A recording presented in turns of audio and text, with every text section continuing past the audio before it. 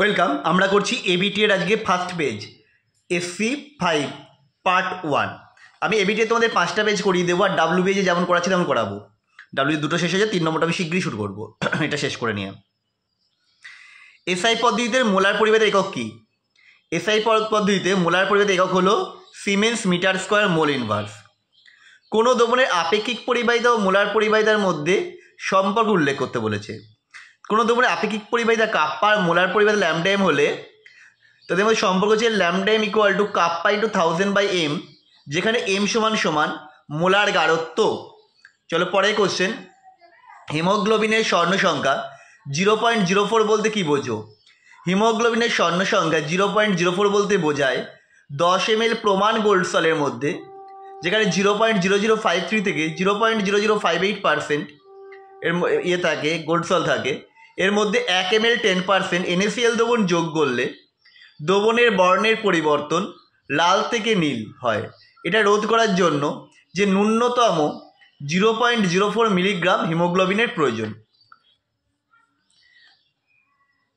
এর পরের দিন আমরা আনবো এবিটি, এটা এই SC5টা শেষ করে নিয়ে আমরা যেটা আসবো ফার্স্ট পেজটা, আবার ডাব্লিউ পেজের 3 নম্বরটা শুরু করবো। যে অর্গানিকে বলেছিলে খুব শীঘ্রই তারটা এনে দেবো, চিন্তা নেই। +2 জারণ স্তর দেখায় এমন দুটো ল্যান্থানাইট মৌলের নাম উল্লেখ করতে বলেছে। এটা হচ্ছে FM এবং EU।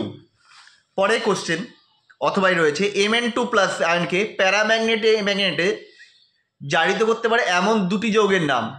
এটা হচ্ছে Na2S2O8 এবং K2S2O8। টিনচার অফ আয়োডিন কি? অ্যালকোহল ও জলের মিশ্র দ্রাবকে আয়োডিনের 2 থেকে 3% দ্রবণকে টিনচার অফ আয়োডিন বলে। এটা অ্যান্টিসেপ্টিক হিসেবে ব্যবহৃত হয়। 0.1 মোলার NaCl এবং 0.1 m গ্লুকোজ দ্রবণের মধ্যে কি আইসোটনিক হবে ব্যাখ্যা করতে বলেছে। দ্রবণ দুটো পরস্পর আইসোটনিক নয়। কেন না? NaCl তড়িৎ বিশ্লেষ্য পদার্থ, যার বিয়োজন নিম্নরূপ, মানে Na+Cl- কনভার্ট হয়। NaCl এর এইরূপ বিয়োজনের জন্য 0.1 m NaCl দ্রবণে উপস্থিত আয়নের প্রকৃত গাঢ়ত্ব 2 × 0.1 m, মানে 0.2 মোলার হয়ে যাচ্ছে। আবার গ্লুকোজ তড়িৎ অবিশ্লেষ্য হওয়ায় জলীয় দ্রবণের গাঢ়ত্ব হয় 0.1 m, ফলে 0.1 m NaCl এর কণার সংখ্যার দ্বিগুণ হয়ে যায় গ্লুকোজের চেয়ে। যেহেতু অভিস্রাবণ চাপ π/c, যেখানে T স্থির, তাহলে এবার কী হবে? পাই NaCl equal to pi glucose, অর্থাৎ 0.1 m NaCl জলীয় দ্রবণ অভিস্রাবণ চাপ 0.1 m গ্লুকোজ দ্রবণের অভিস্রাবণ চাপের দ্বিগুণ, অর্থাৎ এটা পরস্পর আইসোটনিক নয়। শুকনো কিশমিশের দানাকে জলে রাখলে ধীরে ধীরে চুপসে যায়। আবার এটা যদি গাঢ় চিনির দ্রবণে রাখা হয়, আবার ভুল বললাম, জলে রাখলে ফুলে যাচ্ছে, আর চিনির দ্রবণে রাখলে আবার চুপসে যাচ্ছে। কেন? কিশমিশ দানার বাইরের আবরণটি হচ্ছে অর্ধবেদ্য পর্দারূপে কাজ করে। শুকনো অবস্থায় কিশমিশের দানার ভিতরের তরলের গাঢ়ত্ব বেশি হওয়ায় ভিতরের তরল বাইরের জল সাপেক্ষে হাইপারটনিক হয়। তাই শুকনো কিশমিশের দানাকে জলে রাখলে অভিস্রবণ প্রক্রিয়ায় কিশমিশ দানার ভিতরে জল প্রবেশ করে, ফলে দানাটি ফুলে ওঠে এবং অস্বাভাবিক আকার ধারণ করে। আবার ফুলে ওঠা কিশমিশের ভিতরে তরলের সাপেক্ষে গাঢ় চিনির দ্রবণ হাইপারটনিক হওয়ার ফলে দানার ভিতরের জল অভিস্রাবণ প্রক্রিয়ায় বাইরে বেরিয়ে আসে, ফলে দানাটি সংকুচিত হয়ে যায়। পরেরটা সব পেজে আছে। ভৌত রাসায়নিক দূষণের দুটো পার্থক্য আমি এখানে 3টে করে দিয়েছি।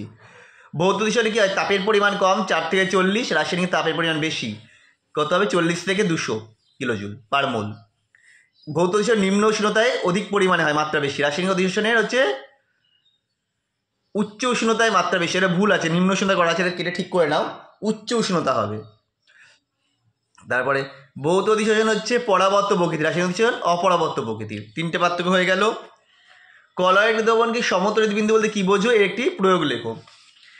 নির্দিষ্ট pH এর মানে যে কলয়েড কণাগুলির সামগ্রিক আধান শূন্য হয়ে যায়, অর্থাৎ তড়িৎ বিভব প্রয়োগ করা সত্ত্বেও কলয়েড কণার ক্যাথোড বা অ্যানোডের দিকে তড়িৎ সঞ্চালন বন্ধ হয়ে যায়, সেই নির্দিষ্ট মানকে pH মানকে ওই ক্লাসে সমতড়িৎ বিন্দু বলে। ব্যবহার কি? এটাতে আমি এটা দিয়ে দিচ্ছি, দুটো কলয়েডের মিশ্রণ দিয়ে পৃথক করা যায়। আরেকটা লিখতে পারো, অ্যামিনো অ্যাসিডের মিশ্রণ থেকে তাদেরকে পৃথক করা যায়। NH3, PH3, ASH3 আর SBH3 এইগুলো ক্ষারকত্বের অর্ধক্রমে সাজাতে বলেছে।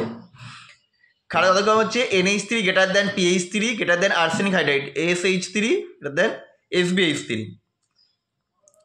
কোনো হ্যালোজেন হাইড্রোক্সাইডকে AgNO3 যোগ করলেও কোনো পদক্ষেপ পড়বে না।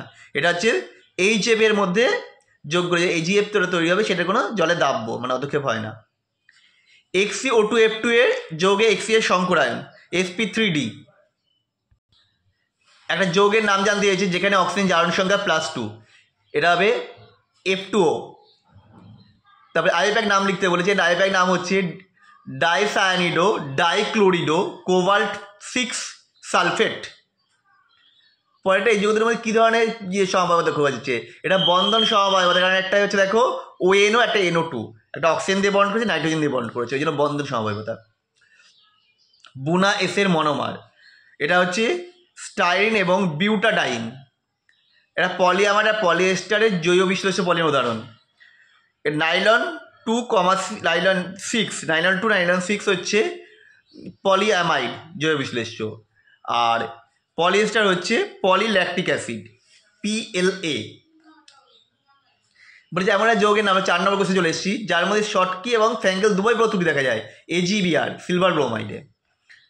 বলছে ঘনকাকার জালকের ক্লাসিত হয় এমন একটি মোড়ের ঘনত্ব রো বলে দিয়েছে, একক কোষে বাহুর দৈর্ঘ্য বলে দিল, মোড়টি এত গ্রাম পরিমাণে মানে W বলে দিয়েছে, মানে M বলে দিল, আর হচ্ছে N বলে দিল।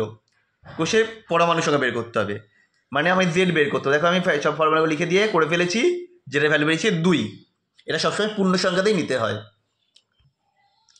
ঘনকাকার একক কোষের প্যাকিং দক্ষতা বলতে কী বোঝো? কোনো একক কোষের মোট আয়তনের যত ভগ্নাংশ ওই কোষের কণা বা কণাগুলি দ্বারা অধিকৃত থাকে তাকে ওই কোষের প্যাকিং দক্ষতা বলে। পরেরটা পৃষ্ঠের কোষের প্যাকিং দক্ষতা নির্ণয় করতে বলেছে FCC। তাহলে প্রান্তকে এই ধরে নিলাম, কণাগুলো ব্যাসার্ধ R ধরে নিয়েছি, তাহলে কৌণিক বিন্দুস্থিতভাবে কণাগুলো স্পর্শ করে, যেটা আমি ছবি থেকে দেখেও দিয়েছি, ছবিটা দেখলে বুঝতে পারবে, ছবিটা এখানে রয়েছে স্পর্শ করে থাকছে। তাহলে এখানে কি হচ্ছে, এখানে তাহলে হচ্ছে স্পর্শকর্ণের দৈর্ঘ্য মানে এটা হচ্ছে 4R, আর এটা 2R 4R। এটা আবার এইগুলো যদি আমি করি, এটা বড় ক্ষেত্রের কর্ণ, এটা আবার A√2, তার মানে A√2 = 4R বা A = 4R/√2 মানে 2√2R। মোট কণার সংখ্যা 4, তাহলে মোট আয়তন কত হবে 4 × 4^3 πr3, আর কোষের আয়তন কত A³ মানে হচ্ছে √2R এর হোল কিউব মানে 16√2R3। তাহলে কোষের মোট আয়তন পেলাম 16√2R3। আর হচ্ছে তাহলে FC প্যাকিং দক্ষতা কত হবে না কণাগুলি অধিকৃত আয়তন বাই মোট আয়তন, সেটা করে হচ্ছে 0.74, অর্থাৎ FC থেকে কোষের প্যাকিং দক্ষতা হচ্ছে 74%। প্রমাণ হয়ে গেল 0.74 100 দিয়ে গুণ করলে 74%। আমাদের ভিডিও কেমন লাগছে তোমরা অবশ্যই কমেন্ট করে জানাও। আবার দেখা হবে নেক্সট ভিডিওতে।